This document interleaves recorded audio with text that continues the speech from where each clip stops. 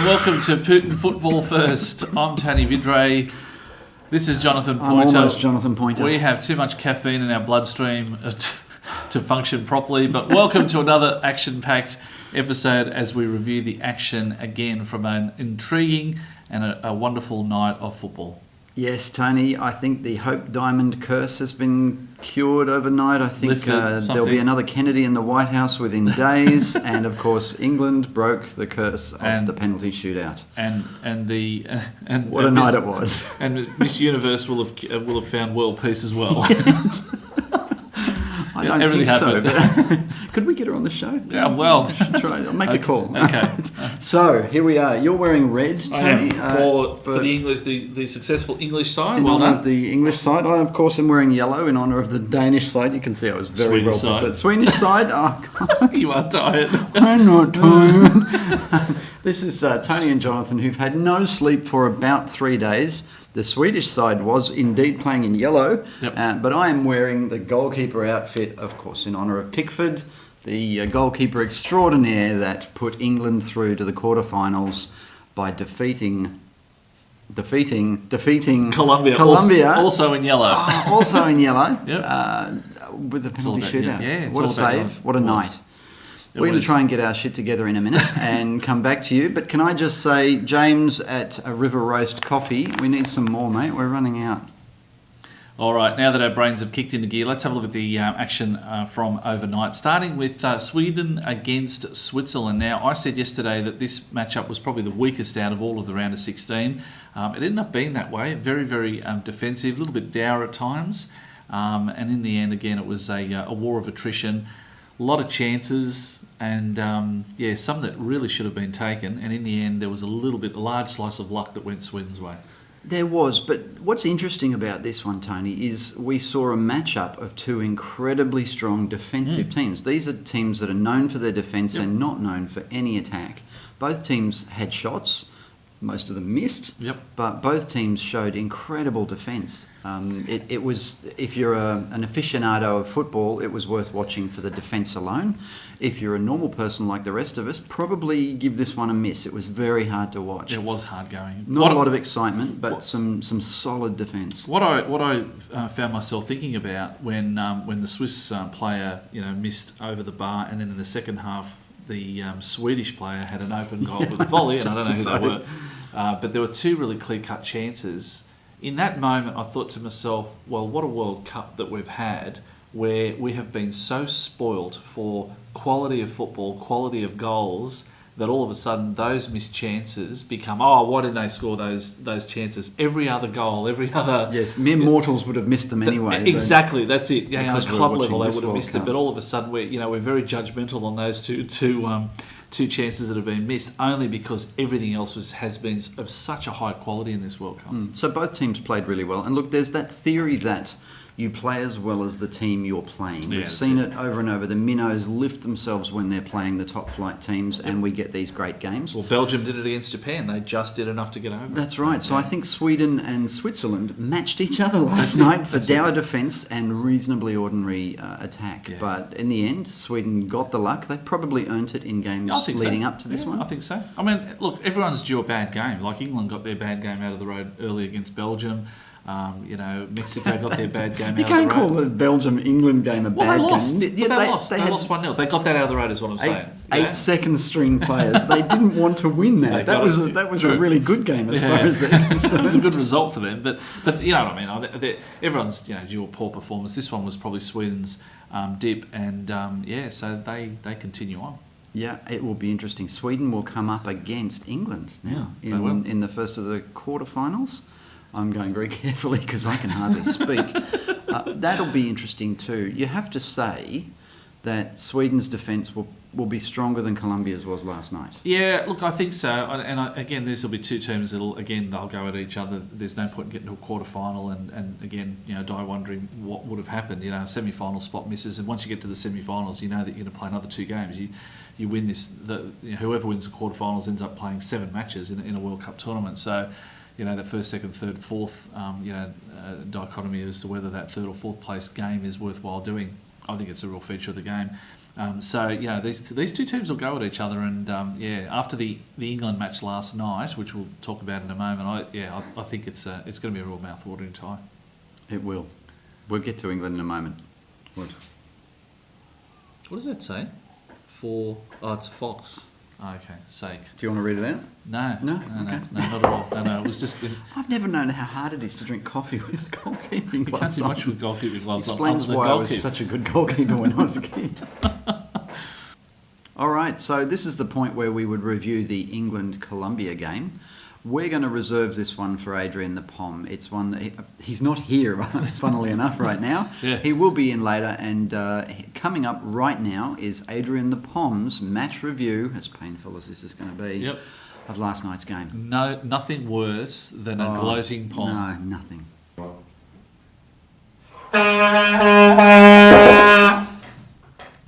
It's coming home. Sorry I'm a bit late. This is Adrian the Pom here for Putting Football First's own segment, Mating Football First. And I've been out all night partying, celebrating the England win. Cheers. Now I'm here for the report. Oh. We won. Just won. Down to the wire. I'm ecstatic. I was jumping around, going crazy. Had cats on me. They flying across the room, trying to keep the house quiet. Couldn't contain the joy and the excitement. We got there. The first half was very cagey. Both teams just took it easy. There wasn't really much happening. Maybe a penalty call where Henderson was headbutted, but no penalty. 0-0 half-time. Came into the second half. We pushed a bit more. So did they. And then finally, we got justice for all the grappling that Harry Kane had against him the entire time. Penalty. Went down. He converted it. 1-0. Cheering. Beautiful. I thought that was it. Until what about the 88th minute, where great save by the keeper. He just pushed it wide, corner, goal. My heart sunk. I felt like every Japanese fan when they conceded the goal to lose. I was like, this is it, we're over, we're going out, there's nothing, extra time. Pushed through 0-0, penalties. Then it was even sad again because England have the worst luck in penalties. They just don't score them. But we did it this time. We break the curse. We're through. Football is coming home. There's not much more to say. I called it 2 games ago, it's coming home. Now it's really coming home. This is Adrian the Pom. Thank you. And see you in England's next win. Yes, fair to say Adrian was fairly excited about the result last night. I think what I wanted to say was just the story around the 2 goalkeepers, Pickford and Ospina. Pickford pulls off one of the best saves of the World Cup. During match play. Match play, pulls it out of the top corner, concedes concedes a corner. They don't even have enough time to show the replay and how good a save it was. The corner swings in and Colombia equalise. Of course, all the replays then around the goal. But had Colombia not scored, then Pickford would have been this hero, for pulling off, a miraculous save. It's a passage of play that is about 30 seconds in this game. Look, if you didn't see it, jump onto Floptus and have a look. Yep. Look at the replay. I've forgotten the minute. I think it's about 93rd minute. 93rd minute. Yeah, 93rd minute. An amazing save, followed by a quick corner kick, and then Colombia equalised. It was Pickford hitting the post for letting the goal in. So there's that. So he now won't be remembered for that top quality save. More the penalty save. But then going to the penalty shootout, Ospina pulls off an absolute corker. Again, left-hand side, one-handed save. Yep. Had Colombia gone through and won it on penalties, that would have been the save of the tournament. Now everyone's forgotten about it. Pickford then made an even better save to take England to within 1 kick of penalty shootout victory, which, of course, for the first time in 6 penalty shootouts, that is over at least 24, probably more years. Yeah. The first penalty shootout England has actually won for a very, very long time. Yeah, that's it. Well done, England. Gloat away. We'll give you a little bit of grace there, a little period of grace. We'll put up with it. This football's coming home thing, though, wait till you've won it. Yeah, stop it. Yeah, I've had enough. You've still got to get past Sweden and then highly likely Croatia. I can see an England-Croatia semi-final, and I can see a Brazil-France semi-final. You know on the what other would be side. Really funny? They go to penalty shootout and the next one lose. And then they lose. Oh, yes. Gosh, I'm gunning for that one. Yeah, actually, that's England. That's likely. Yeah. All right, one thing I do want to talk about, Martin Tyler actually mentioned this during his commentary. For the first time, we're used to seeing the America's clubs, doing the diving, doing the rolling, doing the histrionics, playing for the free kicks, etc. Yes. Martin Tyler noticed that England were doing it right back to them last night. Now, and saying that England were taking a leaf out of Colombia's books. they were, and can I just say, as a person that watches and loves the game, it doesn't serve anyone. There was a passage of play last night for about 15 minutes where Dad said if you weren't a football fan and you tuned in, you'd have turned it off and gone to Love Island. Well, it looked like AFL. It looked like that scrapping around of AFL. And again, I actually thought Martin Tyler was a little bit disrespectful at one point, which I'll mention in a minute. But the game went from playing football to the full-on... Big fan of the show, Martin Tyler, by the way. Watches all the time. Love Martin Tyler, but one thing he said was disrespectful. So both teams were playing football. Then it descended to a street fight and about 17 yellow cards in a row. And then they all decided, let's play football again, and it got better. In that lull, the thing he said that I didn't like was he suggested that the referee was out of his depth and that they could have chosen another referee because he was a ref from the MLS, the US system. I thought the referee controlled that game terrifically. Do you? I thought, I have an alternate view on that. yeah, no, look, it was getting out of hand, but he brandished that yellow card like he was handing out Christmas cards, and that's what you need to do in that situation. He was, they were in his face. The one thing I didn't like, it took 3 minutes for Harry Kane to take the penalty from the moment there was that's footage way too long. while they were all talking at him. One of the Colombian players was digging a hole. Yeah, on the well, he penalty didn't see spot. that. I mean, that's up to the assistant referee to pick that up, right? Because then they're supposed to. To me, they're supposed to come in again, unless they've changed the stuff.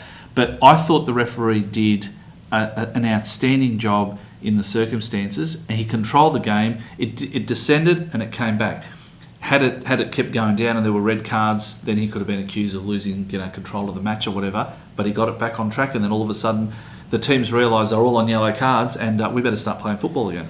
Look, I think I have a different view. Yep. I tend to agree with Martin Tyler. I thought when a referee is being approached, I won't say violently, but enthusiastically, aggressively, thank you, by a team that's just had a penalty awarded or a free kick awarded against them, he has a right to say that's enough, away you go. Yep. When they ignore him, that's an instant yellow. Yep. And if you do that, you have them behave properly from the beginning of the match. Yeah. I'm sounding like a school teacher now, or a coach. But seriously, if he'd waved it around a little bit earlier, right, we would have had a lot less of that, and the game would have progressed more smoothly. The way the referees are taught these days is slightly different. When I refereed, when I was taught, when you award a penalty, and in fact there was a different way of doing it. You actually had to make the decisions in order of importance. So the red card came out first, or a yellow card came out first, and then you pointed to the penalty spot in that order. So I thought that was a bit... They've changed that around correctly. To me, you need to make the decision to point to the spot and then hand it out. But what they taught us to do was to instantly run to the goal line so that you're facing the players, and then you push them back outside of the penalty area. Did you do this in ref school? Well, they did. But the way that it's happening now is they point to the spot, stand there, then they're surrounded pretty by much players. Mugged by the team. The whole idea of running to the edge of the goal line, so you're actually looking back to all the players. You've got no one behind you, no one will run behind you, and if they come towards you, you have that yellow card ready that you say you come forward. Yeah, and the body language is irresistible these days. It's a much better system. They don't do it now. Here's the thing. Here's why I get so cranky about it. Our juniors watch that stuff. That's it. And then they start treating our referees, who are a lot lower paid than those ones, the same way, and it's not on. We can't have one standard for the World Cup and then expect our juniors to play a different way. It's just not on. That's it. And it's not for us to promote another sport during this segment, but a couple of years ago, there's another sport, and I'm talking rugby league and specifically State of Origin. When Wally Lewis was playing, there was footage of a school kid, Queensland school kid, that went viral, that he lost it during one of the weekend matches, and he was saying, I was just emulating Wally Lewis. And it went viral. Everyone thought it was funny. And I'm looking at this thing going, no. This is tragic. You have watched... Millions of kids have watched that game. That kid has watched Wally Lewis lose his cool during a State of Origin match, has replicated on the weekend in a junior rugby league match, and everyone thinks it's funny. It's not. So, I think... there you go. I win. On penalties. That was the closest thing we'll come to a shootout. Well, welcome back. And of course, now is the segment that we all love to hate or hate to love, depending on which side of the table you sit. We're going to reluctantly go to Tony's graveyard segment. I'm too tired to lift the board. I'm telling you now, I can't do it. No, get the board. No, you can't. I can't do it. I'm too tired. All I'll do. These are the two losing teams, by the way. Can he be tired for the rest of the tournament, please? I'll sleep and I'll I can't save make my fun strength. of you if you do this. This is No. really difficult. Colombia, Switzerland. These are now the two teams that are out. That's the graveyard segment. We'll be back in a minute. Okay, we're down to the quarterfinals. So coming up Friday night, midnight, we've got Uruguay against France. Really, really tough quarterfinal there. And France ready to show its quality. Can Uruguay keep up with them? A little bit later on, 4 in the morning on Saturday morning, Brazil take on Belgium. So again, another one to look forward to. Can Brazil keep their momentum going? Then 24 hours later, midnight on Saturday, Russia meets Croatia. Again, host nation against one of the dark horses of the tournament. And let's see how both of those two can progress. They've probably gone a little bit further than everyone anticipated. And then 4 a.m. on Sunday morning, Sweden take on England. Some mouth-watering ties there. Who will make it into the semi-finals of World Cup 2018? We'll be with you through all of them. So in anticipation of Uruguay's likely loss this weekend... Oh, that's harsh. That's harsh. I've had very little sleep. I have no We got no filter today. No filter, no patience, no nothing. Here's Uruguay's Coach's Corner.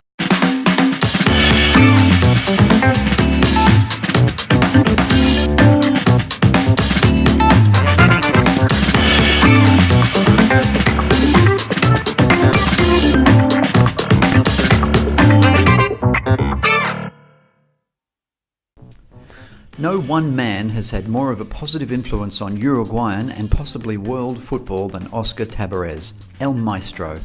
After an unassuming career as a player and after working as a primary school teacher, Tabarez embarked on an extensive coaching career which has lasted more than 30 years and included coaching teams in Colombia, Argentina, Italy and Spain. He managed the Uruguay football team from 1988 to 1990 and returned to the job for a second time in 2006. Uruguay is one of the world's most synonymous national football teams. They won the first World Cup in 1930 and won it again in 1956. From 56 to about 2006, the country's national team lost its way, either failing to qualify or bowing out by the quarterfinals. In 2006, Oscar Tabarez took it upon himself to author a document known as the Proceso, the process. After Uruguay had failed to qualify for 3 out of 4 preceding World Cups, Tabarez took charge of the national team and presented the Proceso, which established a proper way of work with the national teams, under 15s, under 18s, under 20s and the senior team, reintroducing the 4-3-3 formation and setting time for players in which they can study. The coaching of all teams began with adherence to the objectives of the Proceso. As of the 29th of March 2016, 10 of the 11 most capped players for Uruguay have been part of the Proceso. The basic premise of the Tabarez methodology has been to make Uruguay almost impossible to beat by having a workman-like defensive structure, i.e. the world's best backs, which also includes most of their halves. The teams score goals by getting the ball to their enigmatic forwards, e.g. Suarez and Cavani. Towards this World Cup, however, Tabarez has new blood in his midfield and he now has a lot of creative ball players at his disposal to assist the forwards and devise new ways to counter-strike. To put this new Proceso with enzymes into perspective, they won their last 9 games before arriving in Russia. This is perhaps the best team to come out of Uruguay in decades. Aside from the prowess of their famous and sometimes infamous forwards, they also enjoy the luxury of their power-back combination playing together week in, week out at Atletico Madrid. El Maestro was once, for a brief stint, a teacher. He has been the ultimate professor for Uruguayan football now for a long time. While a medical condition has him present on crutches on the sidelines, he and his team are in no way unable to get the job done. If the occasion doesn't overawe the players and his hotter-headed players keep it together, Uruguay could go far into this tournament and possibly, just maybe, reclaim their earlier glory days as a national team. Are you leaving any for me? It's finished. It's done. It's over. It's over. James, River Roast, we need more coffee. Please. Welcome back to Putin Football First, and it is time for another Ref's Riff. Now, the lovely little Ref's Riff that I have for you today is about Maradona and a handball. No, you've done that one, haven't you? No, I haven't. Yeah, you did. You did one a couple of days ago. Which one are you talking about? Hand of God. The Hand of God. This is not the Hand of God incident. This is Another hand. another handball. How many hands does he do? that most people have forgotten about, and it occurred 4 years after the Hand of God incident in Italy, 1990. Have a look. Maradona got his hand in everything.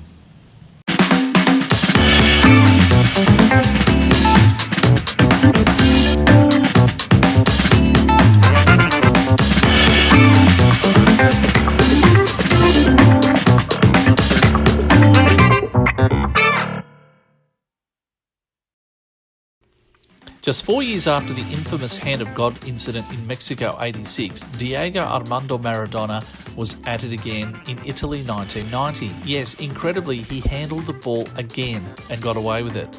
Having lost their opening match against Cameroon, Argentina faced a must-win match against Russia in Naples. Defending a corner in his own penalty area, Maradona moved his arm toward the ball to stop a certain goal. The referee, Erik Fredriksson from Sweden, was standing just a few metres away and had a clear view of the incident, but did nothing. For his troubles, Fredriksson was sent home, direct from the match to the airport. His belongings were collected from his hotel room and taken to the airport.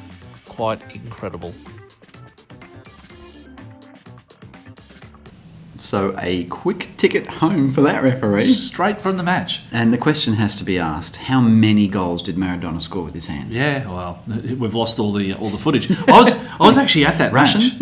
I was actually at that match. I went to Italy 1990, and when I got back to my uncle's house, he said to me, "Oh, did you hear what happened to the referee?" And of course, I hadn't heard about it. He told me the story about it, and just fascinating. We should do a "Where is he now?" referee.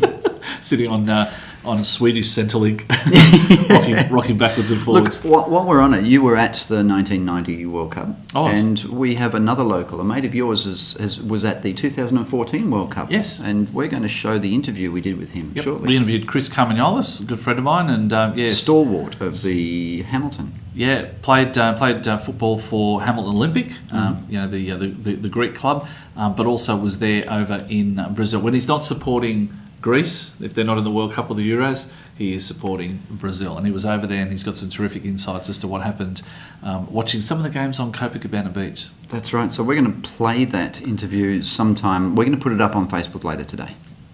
All right, that is it for another episode of Putin Football First. We now look forward to the quarterfinals and some mouthwatering ties. We're going to come back and put... Will you stop that and put it down? Beer and coffee don't mix, don't you know They do that? this morning. They don't. I'm run out of coffee. No coffee, time. I'm going to the We beer. would like to thank our sponsors, Angry Man. No. Murray's Brewing... I can't leave anything to you, can I? Murray's Brewing Company, thank you very much. And the hat. And Football Everything, is it? Everything Football. Oh, right, I can't read that. Thank you very much. Need some coffee, don't you? And Everything on Derby. River Roast. Don't get me to do the thanking of the sponsors. Thank you, everybody. Keep talking to us on Facebook, YouTube, Twitter, etc. We love your comments. It's getting to be a lot of fun. We'll talk to you tomorrow. See you next time.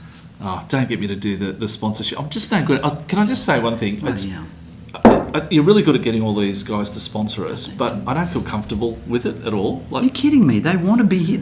We wouldn't be here if it wasn't for our sponsors. Just It's important to have sponsors. Yeah, I know that, but I don't know. Asking for free stuff all the time just doesn't make me feel. Hey, we're giving them a plug. We're putting an audience in front of them. I don't know. It just doesn't. River Roast.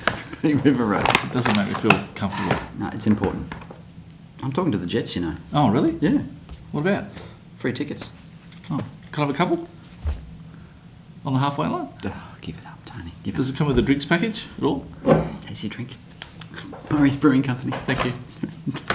Thank you, sponsors.